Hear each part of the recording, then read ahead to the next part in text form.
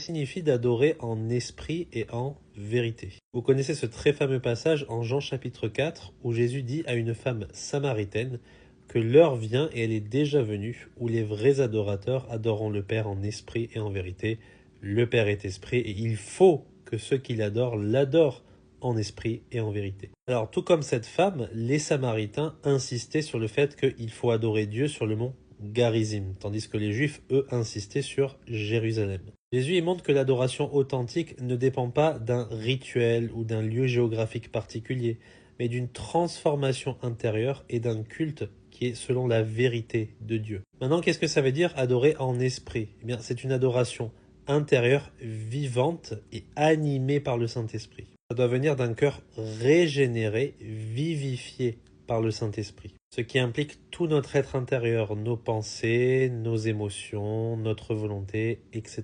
L'adoration ne doit pas être automatique ou rituelle. Elle est vraiment animée par un esprit qui nous rend capable d'aimer Dieu, d'être dans la prière avec sincérité, de lire la parole de Dieu avec humilité, etc. Maintenant, pourquoi adorer en vérité? Eh bien parce qu'il faut que notre adoration elle soit fondée sur une révélation biblique qui est la vérité. Et puisque Jésus, il est le chemin, la vérité et la vie, tout doit passer par lui.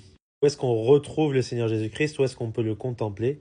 Eh bien dans les Saintes Écritures. C'est pour ça que l'adoration doit être régulée par la parole de Dieu. Ce que Dieu n'a pas spécifiquement prescrit pour l'adoration ne doit pas être ajouté. Concrètement, comment ça se présente? Eh bien, un culte avec des prédications fidèles, riches en versets bibliques, des cantiques, des louanges, des psaumes, des moments de prière avec humilité et sincérité, des sacrements, la scène, le baptême, tout ça participe à une adoration en vérité. On n'est pas dans du superficiel ou de l'émotionnel à outrance. On est traditionnel, sérieux, avec de la profondeur biblique. J'espère que c'est clair pour vous.